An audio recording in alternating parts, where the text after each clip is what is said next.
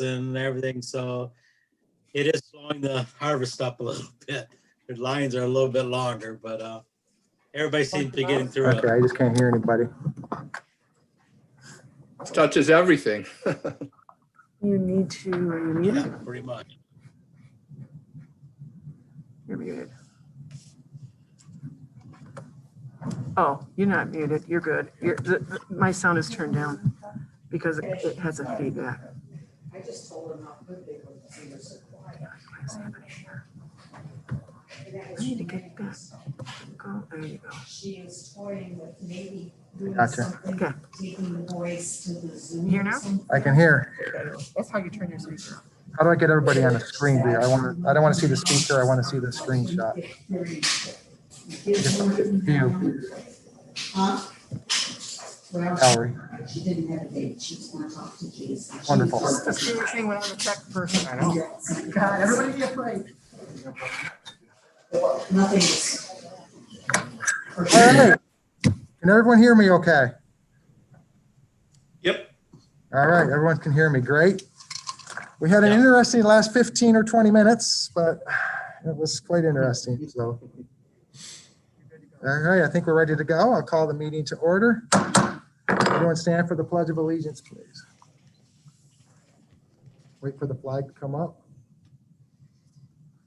I pledge allegiance To the To the flag. flag of the United States of America, to the republic for which it stands, one nation, under God, indivisible, with liberty and justice for all. Okay. Madam Clerk, if you are there, a roll call, please. Commissioner Green, Commissioner Engler, I am here at the location at my home in Deerfield Township. Commissioner Jelazinski. You're muted. Jerry, you're muted. My grandkids are in the background, so trying to keep the present, participating from my home in Chippewa Township, Isabella County, Michigan. Commissioner Horton, Present. I am attending remotely from the city of Mount Pleasant in Isabella County, Michigan. Commissioner Moreno, Present, attending from Mount Pleasant, Michigan. Commissioner Swaney, Here, attending remotely from Mount Pleasant. Commissioner Hope. Here and attending remotely from Mount Pleasant. Okay. Vice Chairman Horton, all are present except for Chairperson Green. Okay. Looking at the agenda, we have some items on the agenda. Under 4, general public comments. Under 5, presentations and special reports. And on that, a county administrator controller report. Under item 6, appointments to boards and commissions. I don't see any. Under 7, committee reports, finance and administration committee. Finance and Administration is all set, Mr. Chairman. Thank you. Next, criminal justice and county affairs committee. Criminal Justice and County Affairs Committee is all set, Mr. Vice Chairman. Thank you. Under C, human resources and public works committee. Human Resources and Public Works Committee is all set, Mr. Chairman. Thank you. Under D, intergovernmental affairs, Commissioner Hope. We have none tonight, Mr. Chairman. Okay. Under E, nothing under administrator controller. We have nothing under unfinished business. Under new business, we have 2 items. One is we're consider setting a hearing for the November 17, 2020 regular Board of Commissioners meeting pursuant to MCL 125-3401 with respect to a conditional zoning request for the property located at 10297 South Wyman Road, Blanchard, Michigan 49310. And we also have a closed session to discuss collective bargaining agreement strategy. General public comments, nothing or announcements. A motion for approval of the agenda. Moved by Jelazinski. Support. Support by Marino. We have a motion and support for the approval of agenda. Any further discussion? Hearing and seeing none, Madam Clerk, I believe we do a roll call on this, or is this just approval? I'm going to assume this is just approval. All in favor, say aye. Aye. Aye. Aye. Opposed, the same? Okay, we have an agenda. Nicole, I think you're monitoring this. Do we have anybody under general public comments? Anybody on the line with us?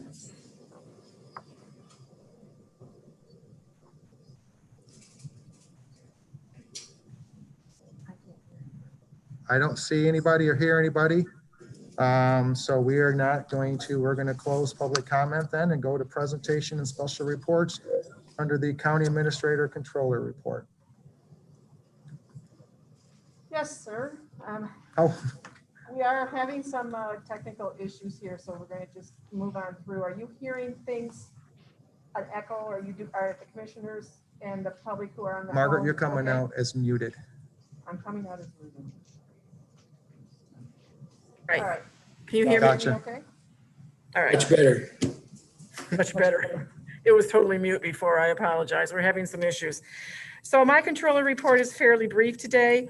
I did meet via Zoom with all the department heads to discuss the classification, compensation study recommendations that you received and voted on last 2 weeks ago. That took a considerable amount of meetings and discussions, and I really wanted to make sure that when the final recommendations came to you, that everybody was on the same page and comfortable and satisfied and understanding. And I think that happened very well. I also had very multiple phone meetings and conversations with Chief Judge Janes and Court Administrator Curtis to discuss and make sure that we were all on the same page and all had the same information. And that took a number of phone calls back and forth because they have such a huge number of employees. And the judge was certainly great to work with. Carrie was great too and very helpful and checking our spreadsheets twice, kind of like Santa's list to make sure we were right. So those took a lot of meetings and they were certainly worth it. Prepared the staff report to bring to you forward with that study. We have begun to update our COVID-19 plan again to address the new Michigan Department of Health and Human Service requirements and the new MIOSHA LAURA rules that have come out in the last 2 weeks. So we are in the final draft, I think, of our latest update on that, and that will be posted on the website. And we also send an email out to all of our employees with that, so we can certainly include you all if you would like to see that. You know, we have had, unfortunately, a number of situations that have come up in the last couple of weeks here with employees having to do with COVID. So we currently have had 3 positive tests in about the last 3 weeks. And unfortunately, we have another person who is out right now who has been in direct contact, and that person is out. They are being tested and we are awaiting those results. So we're making sure that we are being very cautious with all of our employees. You know, they come to work and they bring what is in their life here with them. And when they leave work and go home, they take back home what's here as far as any type of, germs and issues. And we all know that happens. I really want to tip my hat to all of the staff. I think that they are doing a really good job of following the rules, following the policies, and trying to keep themselves safe and everyone else safe. But we have a lot of people here, and unfortunately, we have had the experience of having some positive testing. So we're working very hard on that. Again, I've worked with the department head and the 2 elected officials' offices. One of the elected officials' offices is closed currently. My staff is collecting the documents that are needed there and making sure they're stamped and dated and corrected so that when that staff comes back, they can take care of what they have to take care of. And we will continue at the administrative controller's office to make those same offers and opportunities to anybody else who finds himself in that same spot. So again, you know, we're working very hard to make sure that I'm working with the health department, the Central Michigan District Health Department. They've been fabulous since we've had these 3 positive situations. Working with our custodial staff through the facilities department. It is multiple people full-time cleaning. Today it was amazing just to walk up and down the halls. I can't tell you how many times I saw the same 2 custodian staff doing the same thing over and over and over to try to keep things disinfected and cleaned. And we are also having professional sanitizing when we get positive test results back, or if we have somebody who's been in the building and we can't particularly localize where they have been who have a symptom. So we're being very aggressive in taking care of that. And I want to thank the whole team for working so hard on that and supporting that. I have attended a couple of our jail meetings as we're moving forward with our contractors and our architects and engineers, and that project is moving forward.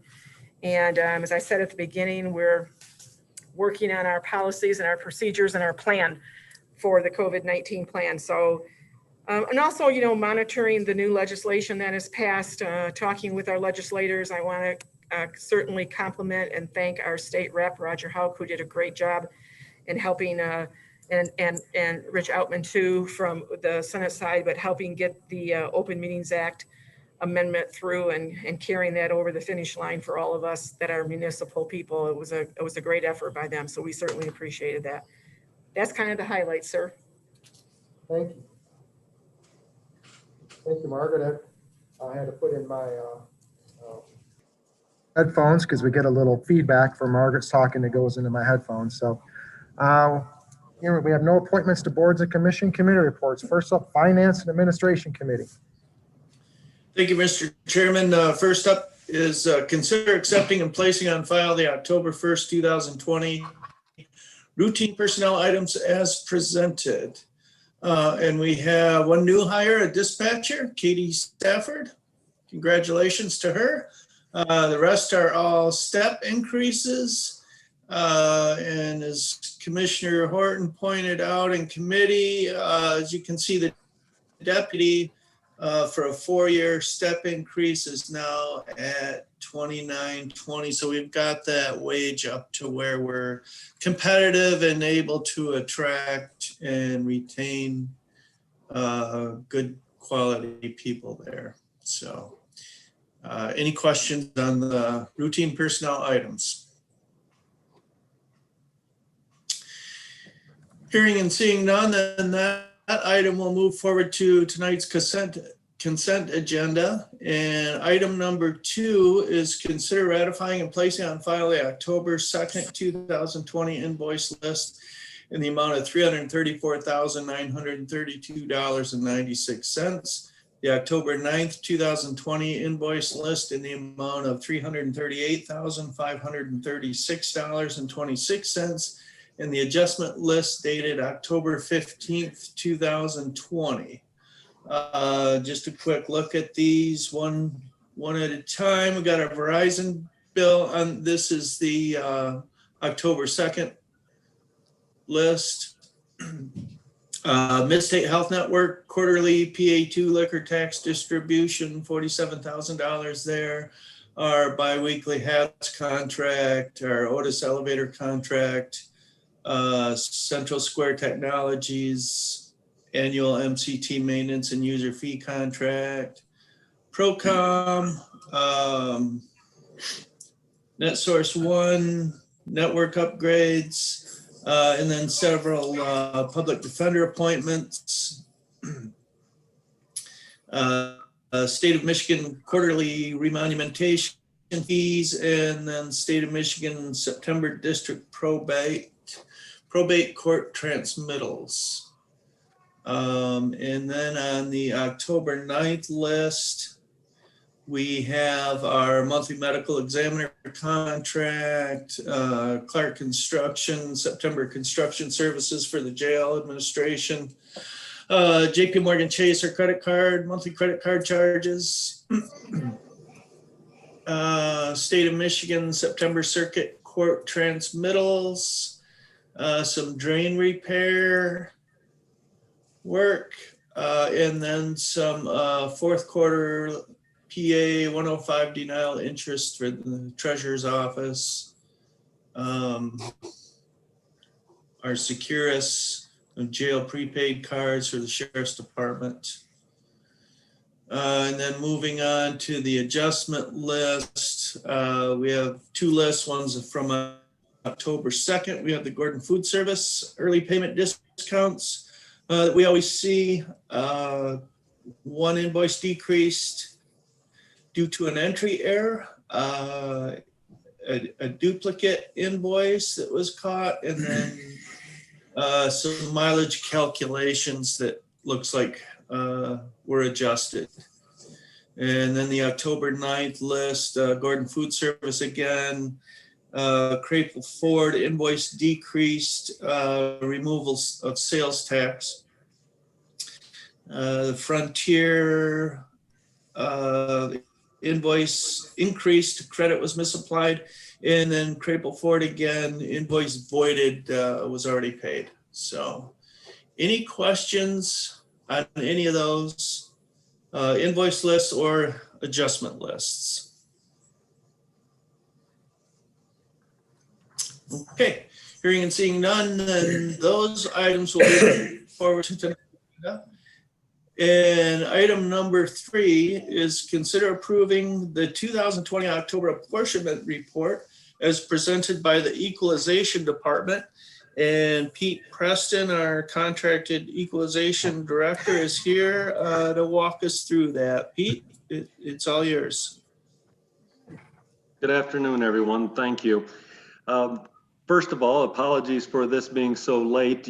Some of you may received an email within probably the last hour or so that contains the full apportionment report. Just to give a little history on this report, all communities, including the county, every year have to complete what's called a 4029 form. On that 4029 form, you establish what your millage is going to be for either the summer levy or the winter levy. All communities by the time of the winter levy or September 30th are to provide us that 4029 saying, here's what we're going to levy.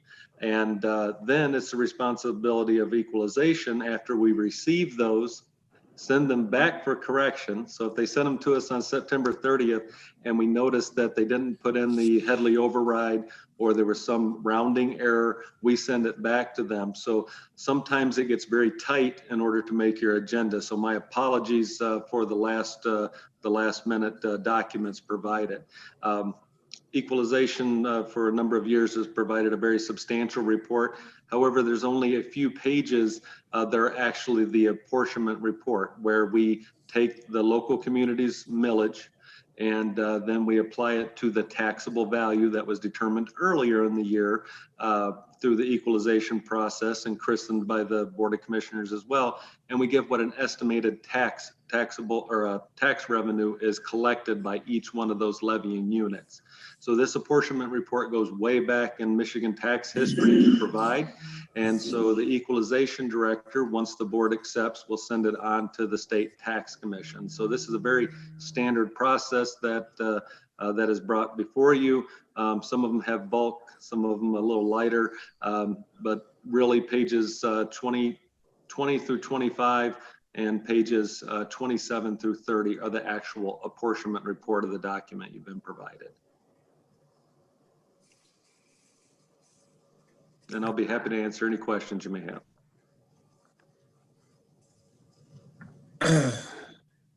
Any questions for Mr. Preston? Pete, I didn't get a chance to review this too much. I just took a quick look at it, but any big surprises, anything that sticks out? No October surprises, but there may be a November surprise. November, of course, we'll have the November 3rd ballot issue, and I do believe there are some millages that are at play. The most substantial would be Mid-Michigan Community College, which has some issues on the ballot concerning an annexation additional area in Gratiot County. That is on the ballot. That may change this report, which will be bringing back a revised report. It's our understanding that Mid-Michigan also is intending to want to collect on this winter levy as well. Well, given recent issues about upwards of 14 days to count the ballots and such, this could be very tight for us in getting tax bills out by December 2nd. So that's the November surprise. We're ready to retabulate this. It won't be much to recreate this report for your review again. However, tax bills are going to be a whole different issue, but with what we've set up, what's been done, working with the vendor that we have now, they're well aware of our situation. Okay, thanks. And the situation of others. Right. Any questions? One quick question, Commissioner Hope, if I may. I think you touched on it, but I'm kind of just looking at, again, I have not had too much of a chance to review it. How does this set up as far as previous years go? Where do we show as far as taxable value and the increases or decreases? Does this show us anything like that, or where are we sitting as far as that goes over previous years? What's our millage collections over this year versus other years. Does that show something in this or not? Not here. In the report that we provide to you to the board in May, when we conclude final equalization and getting ready for this state, Okay. that's where Judy does a nice job of breaking down previous year and giving you an idea. I'll be more than happy to send that report to the commissioners if they'd like, just as a refresher of where we've been and how things are increasing. We also did work, with administration during the budget process to kind of crystal ball it for next year to the best of our ability, what the rate of inflations are, what we're seeing with certain types of improvements, such as, wind turbines and such. But it's hard for us because December 31st is when we hand in our study to guess the market for next year. And it's kind of early in the year yet for next year's projections. That just brings me to my next quick question as far as the next year projections go. Given the state of the COVID environment right now, what have you been hearing? What's your quick hypothesis on as far as collection and taxes go? Do you think there's going to be some issues with that, or you think everything's going to be status quo? Well, I would hesitate in the year of 2020 to say anything's going to be status quo at this time because we've seen some definite fluctuations. For next year, our study period starts April 1st of 2018 and ends March 31st of 2020. So we have missed in our study period the COVID time. Now, what we're experiencing in local communities, though, is that through the state tax commission, governors and such, there's been an extension of deadlines to file for tax appeals of this year. As far as Isabella County goes, we've received a few commercial appeals. However, we do hear that there are more that just the petition has not been served yet. So we could see an effect to this year's taxable value. Residential has gone absolutely wild this summer. That'll be on the study period for 2022. And so we'll have to see what the rest of the study period is like, but we're seeing rates of values going up anywhere from 10 to 15% in some areas, even more for residential. However, on the other side, we hear that there's issues with renting office space, that some companies are like, why are we renting that office space? All of our employees are working from home now, and they're finding it works. We're also seeing some issues with residential leasing apartments and such, as schools such as Central may be dealing with reduced folks on campus, or folks that don't want to deal, students that may not want to deal with the certain restrictions that the college may have to protect others and may want to move out of there. So it'll be an interesting study period next year. But right now we're studying between April of 18 to March of 2020. Okay, thank you. Commissioner Hope, that's all I have. Okay. Any other commissioners have any questions? Okay, seeing none, then that item, the 2020 October apportionment report, will move forward to tonight's agenda. And item number 4 is consider approving the fiscal year 2021 agreement for extension services between Isabella County and Michigan State University Extension, MSUE, in the amount of $161,743, and authorize the board chair to sign the same. And I see Sherry Spolman is here with us. Sherry, did you want to chime in on this? Sure, thank you. Good afternoon, everyone. What you have in front of you is the same agreement that you've had over the last several years. It is agreement for extension services that consists of an assessment that is made to the county based on the population of the county, and that assessment covers a half of a 4-H coordinator position. Isabella County has also added to that to make the 4-H position full-time. In addition to that, they purchase for us a full-time secretary for the office. And on page 3, I believe it is, all of the financial portions of the assessment are written out there. So the base assessment is $60,692. And then the clerical support staff is 65,000. The additional 4-H program coordinator is 32,600. And then we also include a few $1,000s to provide some support to our Master Gardener program in the community. The dollar amounts that are in this year's agreement are exactly the same as what was in last year's agreement. You know, historically, we've always seen a 1, 2, 3, 4% increase, depending on what our costs are and what the cost of living is. But this year we held costs at, you know, no increase at all, considering the year that we're going through. The rest of the article, the agreement just outlines what each one of our roles is in terms of, you know, us providing extension services and what that looks like, and then the county providing us the office space and utilities and other supports for us to be able to have an office there and provide services. Okay, a lot of valuable programming. Thanks, Sherry. Thank you. Any commissioners have any questions on that? Commissioner Hope? Yes, sir. Just with the Master Gardener coordination, we had a little bit of discussion in regards to that. Margaret, you want to tackle this real quick? Just explain again to the commissioners what the $3,000 is, because we had talked about it. I'll let Margaret explain it, but after she explains it, I'm gonna make my statement. I think it's money well spent. I don't think it could be really quantified over it. But I think it's a very good investment. Margaret, if you can just a quick update. I know this is the second year we've had this, so. Yes, well, this is something that Sherry and I negotiated last year in the contract agreement that the Board of Commissioners eventually authorized and approved.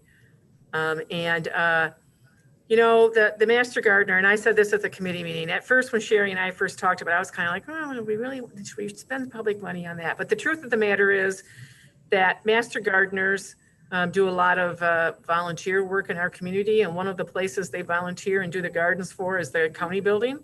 So, you know, when you walk into the county building and it looks so nice and it's weeded so well and the flowers are beautiful. And I have people tell me, geez, Margaret, your entrance is so nice.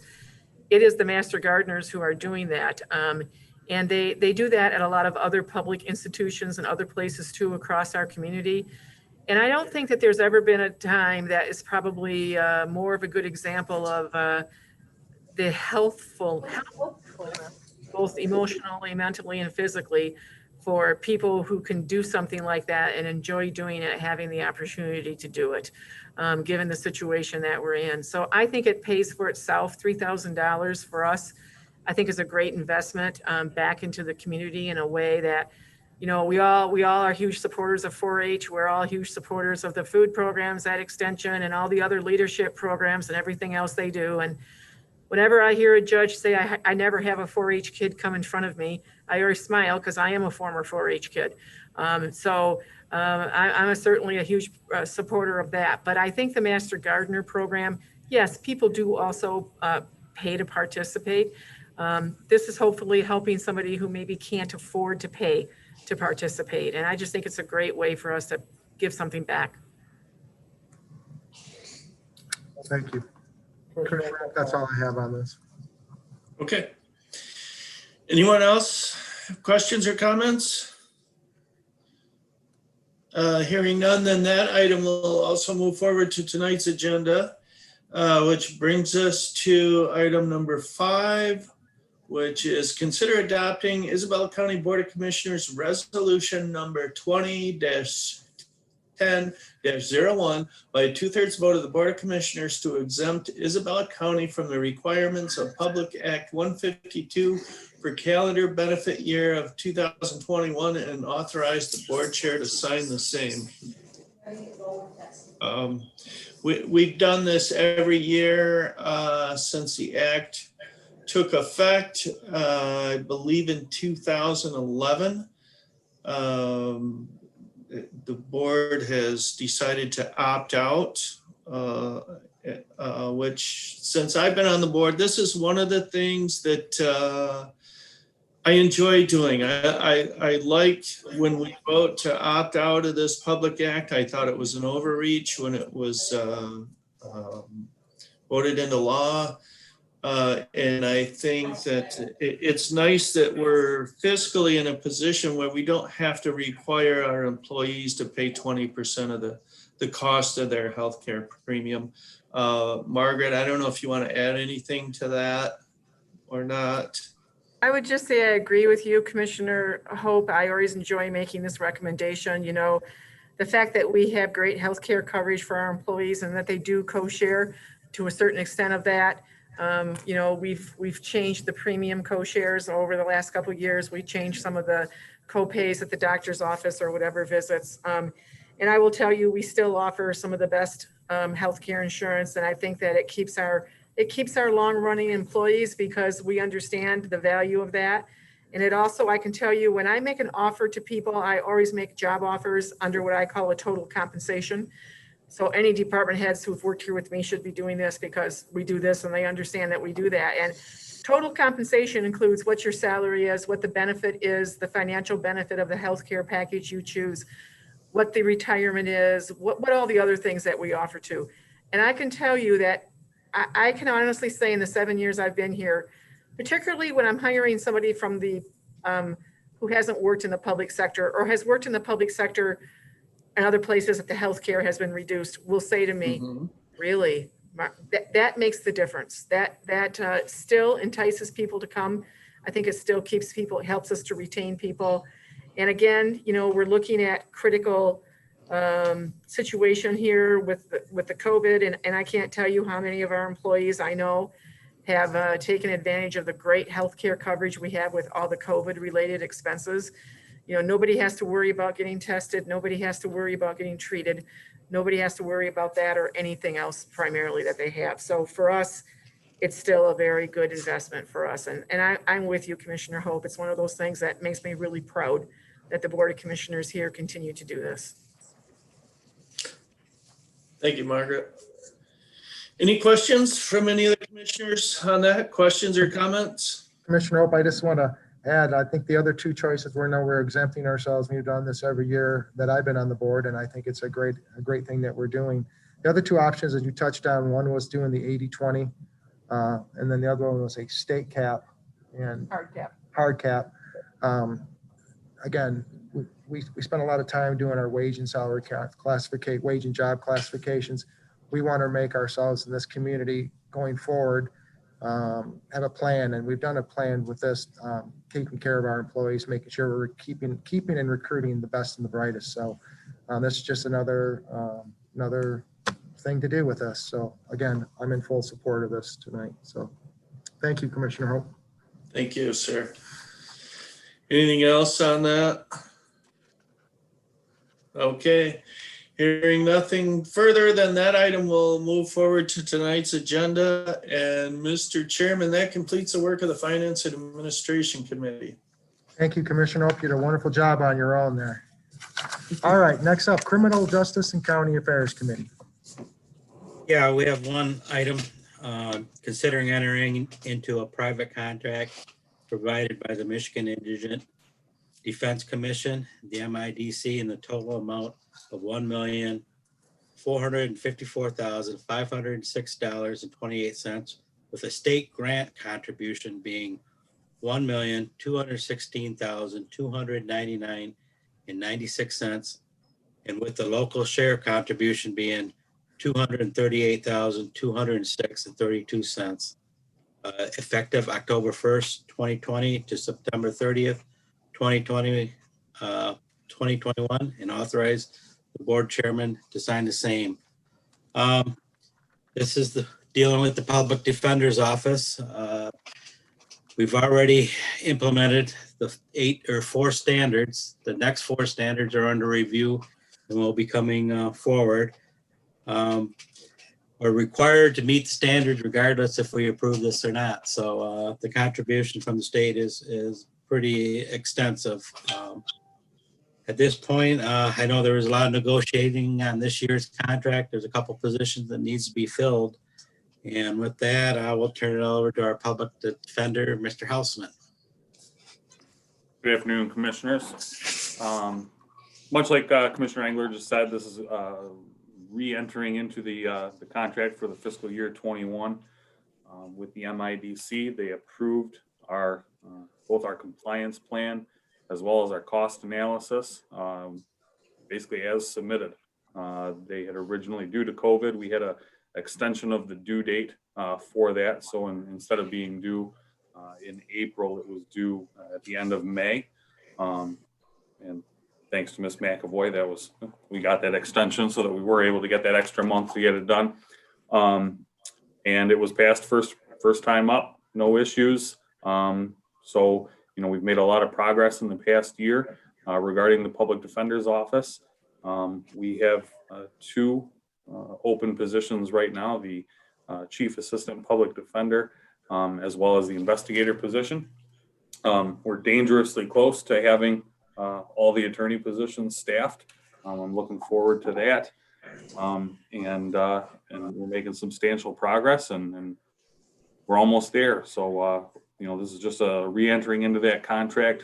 The contract was negotiated back and forth, but the contract, aside from the dollar amounts, remains unchanged from last year. Okay, Administrator McAvoy, would you like to comment on it since you're on the commission, or? Sure. Yes, I would. Oop, let me turn my speaker down, or I'll push Commissioner Horton out of the room. Yes, I would just like to say that we, as the group of administrators and controllers that had negotiated the contract, I was happy that it came out exactly the way we had wanted it to.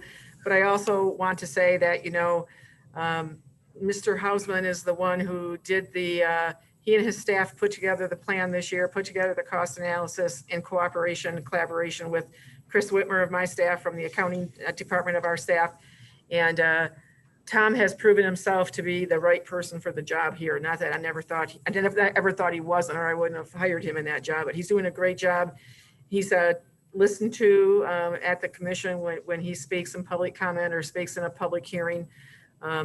He's well thought of, he's well listened to, and we are doing great things at the Public Defender's Office. And let's be honest, it wasn't quite the way we thought it was going to be a year ago, right, Mr. Hausman, and how you were going to be doing business. And his team, they're doing their hearings by remote, they're doing their arraignments by remote, they're covering all sorts of courtrooms and all sorts of other things that are going on, and they've done a great job. So I'm just happy to see that we have the contract before December, right? And we're ready to go. So nice job to everybody involved. Okay, is there any other questions? Seeing none, Jerry, you want to? Nope. Seeing none, we'll move this. Okay, seeing none, we'll move this forward to tonight's meeting. Mr. Vice Chairman, that does complete the work of the Criminal Justice and County Affairs Committee. Thanks, both of you too. Next up, Human Resources and Public Works Committee. Thank you, Mr. Chair.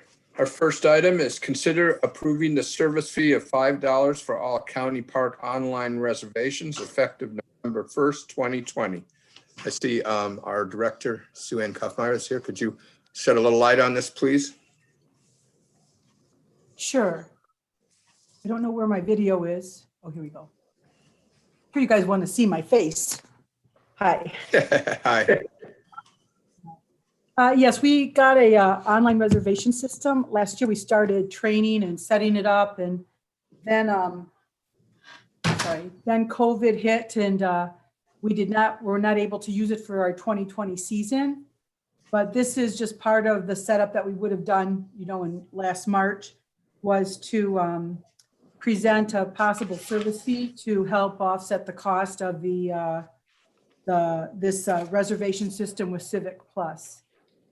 As stated in my report, it's a program financially, it's will go on every reservation that's made. I mean, if somebody makes a group reservation, it will be in only one $5 fee. And at our committee report, it was asked by Commissioner Sweeney, the cost that we would generate based on like this year's reservations, and roughly an estimate cost is probably between $10,000 and $12,000. The cost of the program, if we For next year is going to be $7,400.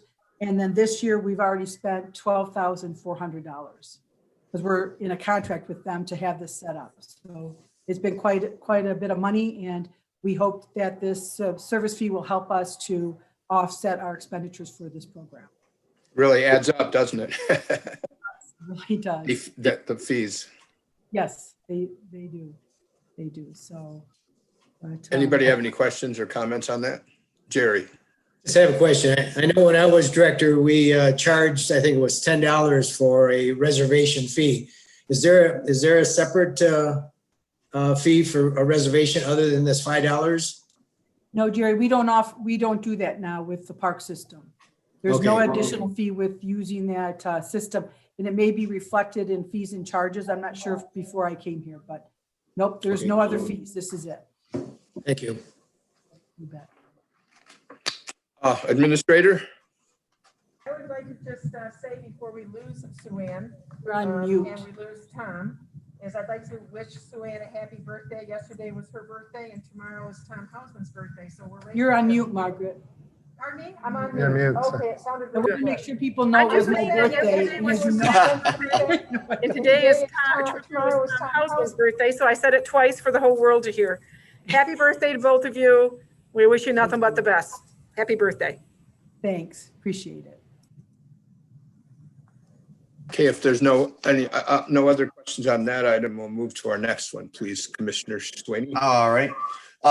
Item number 2, consider approving the delinquent water billing roll as submitted by the Board of Public Works, which constitutes the delinquent services charges of 6 months or more as of September 1st, 2020 for properties within Lake Isabella Forest, number 2 subdivision, Village of Lake Isabella, Township of Sherman, County of Isabella, State of Michigan, and therefore constitutes a lien on the property as provided by County of Isabella Ordinance number 1 of 1975 as amended. And of course, we see this every year, except for this year, the list seems a little bit shorter for those who haven't paid their water bills, but basically people leave and or they just have a property, secondary property, and once they get the lien, they'll most commonly pay it off. Did Rob Willoughby? He's here. Comment on it? Or no, he's Drain. Sorry. He's the one that comments on these. I thought he was yep. At the meeting. Yep. Is he here? Yes. Yep. Okay. Sorry. Mr. Willoughby, did you want to comment on delinquent water billings?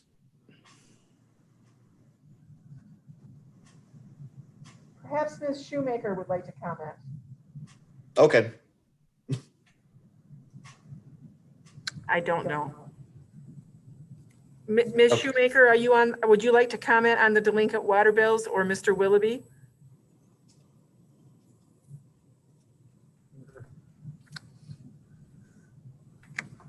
Well, if the commissioners have any questions that maybe we can answer from our subcommittee meeting. We talked about this a little bit. All right. No further questions. We'll bring this on to the regular session tonight. Okay, our next item is consider approving the Isabella County Drain Commissioner 2020 annual report as presented and file the report with the county clerk. We did get that email to us. It's quite huge. I looked at it. I thought that the drain commissioner would comment on that, Hello, or anybody that can. Chairman Marino, this is Yes. Nicole. So Thanks, Nicole. I can see Drain Commissioner Willoughby and his Chief Deputy Carolyn Shoemaker are in the meeting. Drain Commissioner Willoughby texted me a while ago and said he couldn't unmute himself. I do have him unmuted now and he is trying to speak but unable at this time. I'm going to try to text him the phone number that he can call into. Okay, thanks. We'll pause for a minute.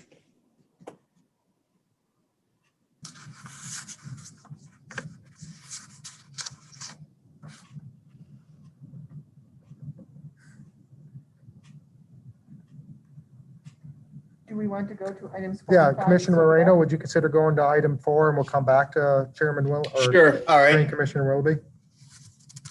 All right. Okay, Item number 4, consider approving direct care worker wage pass-through documentation forms for the months of July, August, September 2020 for the $2 per hour temporary premium pay for the Commission on Aging direct care workers and authorize the board chair to sign the same.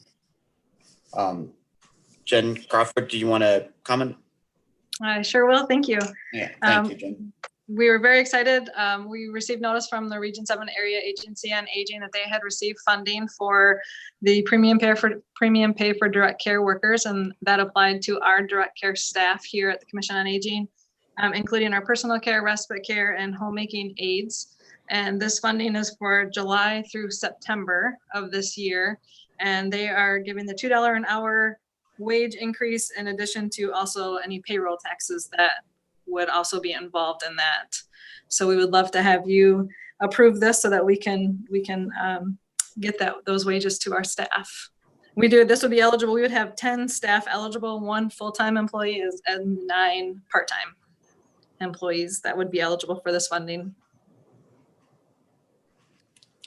Excellent, Jen. It's always good to approve someone's wages and we don't even have to pay for it, right? That's right. Are there any questions, commissioners? All right, seeing no questions, we'll bring this forward to the regular session. Thank you. okay, is Mr. Willoughby ready?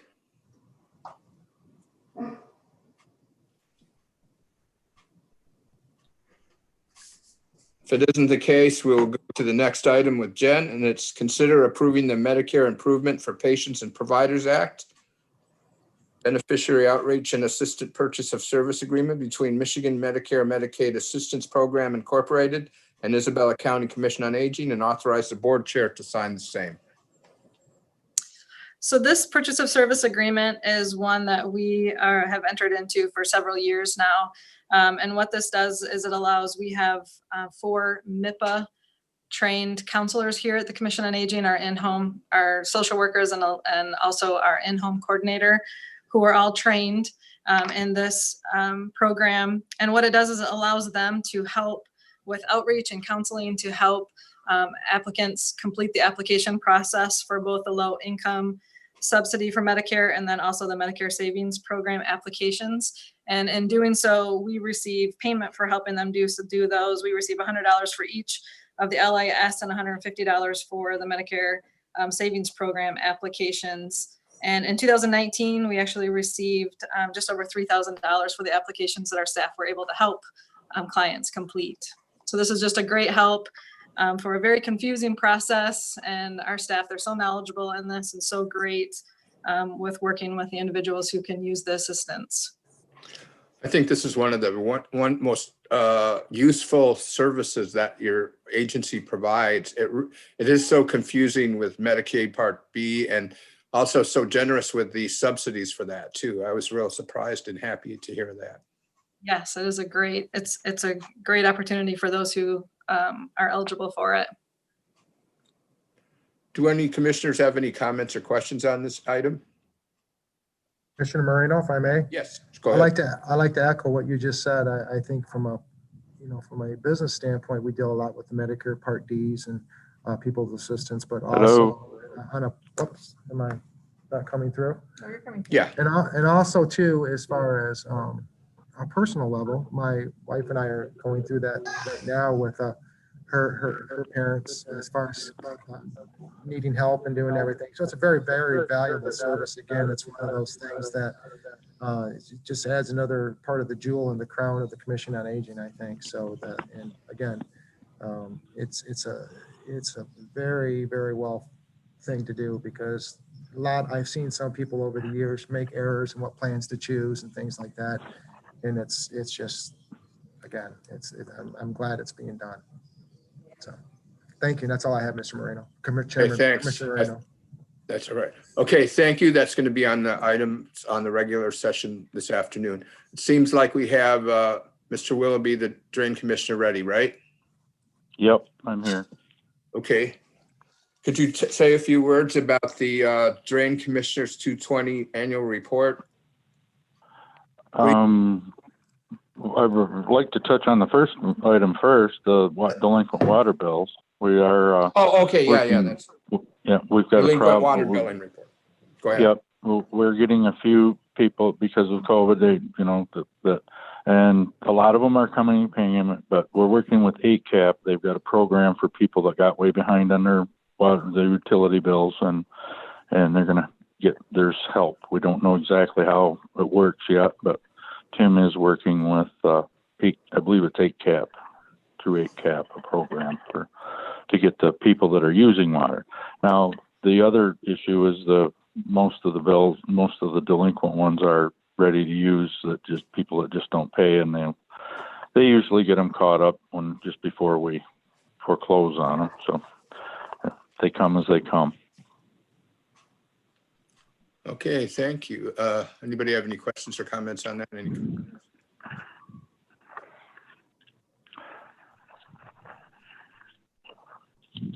Like we said, we mentioned in the committee meeting, there's less here than there was last time, less of these, right?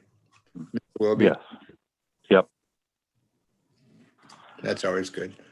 Okay, that'll be on regular session. Now, could you say a few words about the Drain Commissioner 2020 annual report, please? I don't know. I would just take questions if you've got any questions on it. It's pretty big. We don't want to go through the whole thing.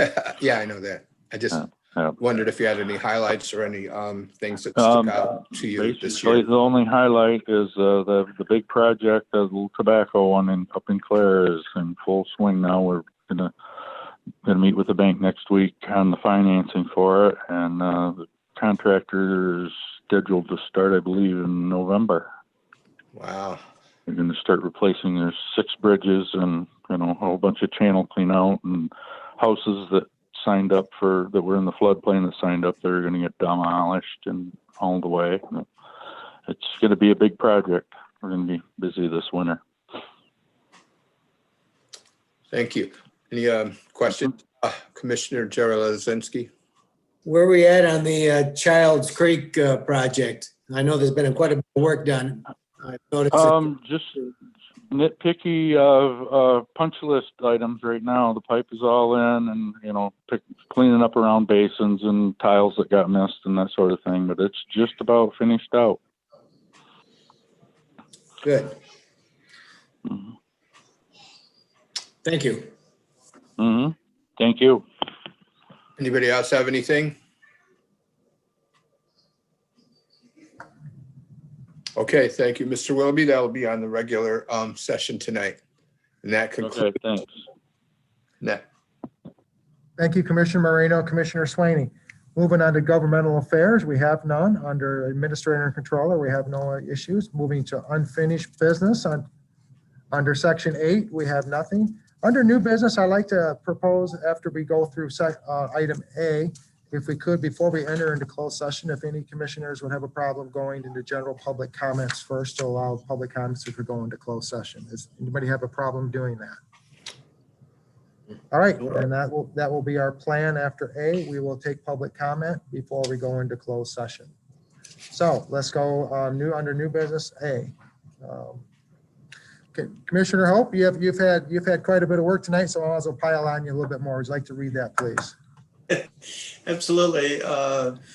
Item A says, consider setting a hearing for the November 17th, 2020 regular Board of Commissioners meeting pursuant to MCL 125.3401 with respect to the conditional rezoning request for the property located at 10297 South Lyman Road, Blanchard, Michigan 49310.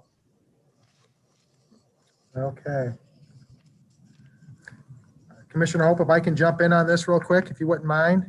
Certainly. As far as the conditional zoning request, Margaret, you can jump in on this too, but I understand that this is not for a public zoning request. This is just for the individuals involved in making the request. Is that a correct statement? Yes, Yes, we have been, in advice and counsel with our legal counsel, and Tim Nieport, our community development director, has done a great job making sure that we have this all aligned properly. So it is not a public hearing. It is a hearing for the persons who requested it. So anybody else in the public who would like to have anything to say on that issue would need to come under public comment, either at the beginning or the end of the meeting. But the hearing itself is not a public, everybody in the public who wants to come hearing. It's a hearing for the folks who requested it under the MCL classification or clarification. So I'm sorry, citation. I'd get there sooner or later. So that's where we are at, just so you know. We are assuming that it will probably be a remote meeting, but we don't know that yet for sure. Although looking at the new regulations that were coming out in this week from MIOSHA and from MDHHS and with the new Open Meetings Act, I'm assuming it will be that way, but we're not required to list the location of the meeting at this point of the hearing. We are required to give a notification to the person who requested the hearing with the date, time, and location. I believe it's 15 days be prior to the hearing, so we will make sure that that happens. It's an unusual situation for us. I don't think that we've had this experience before, at least in my time here. Mr. Engler has his hand. Yeah. Go ahead, Frank. Yeah, just, you said it could be kind of a remote. I know we're dealing with a lot of the Amish out there. Are they going to have access to the internet at that process, or that's their lawyer's going to handle that, or? I can't really speak for that, Commissioner Engler. I don't know what their access to the internet is. I do know that the person who was requested the hearing has engaged the services of an attorney. Okay. I just know that it involves out there, and I'm not sure how well connected they are or if they'll have access to that. So I just wanted to, I know if they were talking public hearing, that would be hard to do over the internet for the group that's. It's not I'm sorry, excuse me for interrupting you. Don't. It's not a public hearing. So it's a hearing Right. for the landowners who requested it. So it's a bit of it's a unique situation, I think, from most of our experiences, but that was a fine line that was pretty well explained to me by our legal counsel. So I'm pretty clear on it. So that's where we're going to be. It'll be interesting. Yeah, I'd just like to mention too, Commissioner Engler, is in regards to your question, I believe, when this issue was in front of the Planning Commission. Can you speak up? Sorry, Mr. Chair. I'm pretty certain that the party involved, the owner of the property, not the party that's having the hearing, but the owner of the property who was Amish, I believe they called in, if I'm not mistaken. They may have had some issues with phone connection, but they did have access to a phone line. So how that they borrowed that or what they were at a neighbor's or someone, but they did have access to being able to comment. So. Okay, that's all I have. Quick question, Mr. Chair. Yes, go ahead, Commissioner Swain. Just for clarification, Margaret, the property owner be notified as well, or just the person requesting the rezoning? Mr. Swaney, Commissioner Swaney, I really will have to pull that file and look at that in between the meetings to see if that was addressed by our attorney or not. There's been a number of emails back and forth between Tim Nieport and Tim Perrone, the attorney, and let me see if I can get that nailed down for you. Thank you. Nothing else. Okay. Anybody else have anything to add to that? All right, next up, we will go with the public comment. General public comment, we're open for anybody who has anything to say. Do we have anybody on the line? There is no one at this time for general public comment, Chairman. Okay, then we'll close the general public comment. And before we go into closed session, Carrie Curtis, I see you're there. If you would like to join us on that, that would be great. We don't need a motion. We don't need to consider. We just go in, correct? You need to have a motion to go into closed session as it reads here under the consider entering into a closed session to discuss. Okay. So moved. Would a So moved. commissioner please make the motion under item B to go into closed session? So move Jelezinski to go into closed session for collective bargaining agreement strategy. Support, Commissioner Marino. We have a motion and a support to go into closed session to discuss the agreement strategy.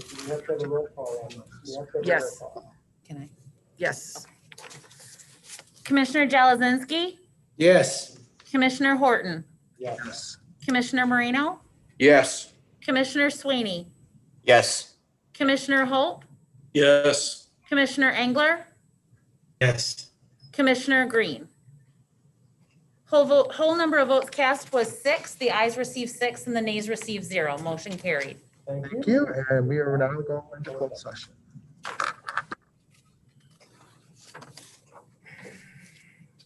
You probably have to go in and out. We need to wait till Nicole empties out everybody else who's here out of the room. The magic room. Isn't one time we have to go into a whole different log out and go back in again? And I don't think you have to do that. I think She- that she can just, she's got people in the waiting room. Now we gotta We're go. getting invited right now. Okay, you're going to join a breakout room.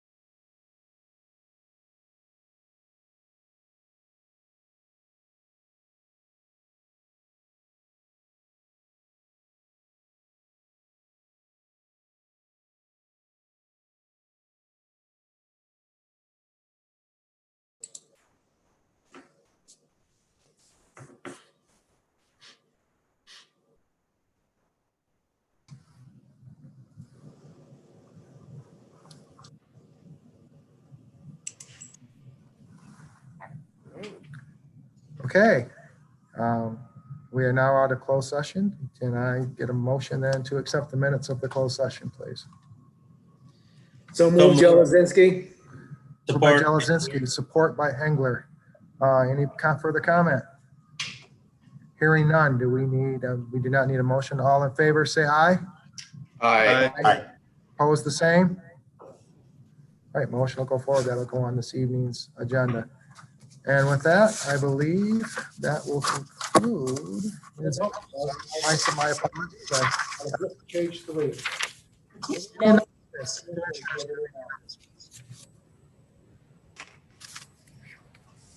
I've got all my commissioners online. No one's saying there's anything. I have nothing to add, except I will try to, I think my other laptop is up and running again, so we hopefully will be able to better hear me. I hear a little playback or echo. With that, I'll take a motion to adjourn. So moved. Moved by supported by Commissioner Hope. All in favor, say aye. Aye. Aye. Opposed, the same. We are adjourned. Thank you, everybody. See you at 7. Okay. Thank you. Thanks for sharing your screen with me. I don't have a problem. We'll do that. She's having Zoom meetings over in her room.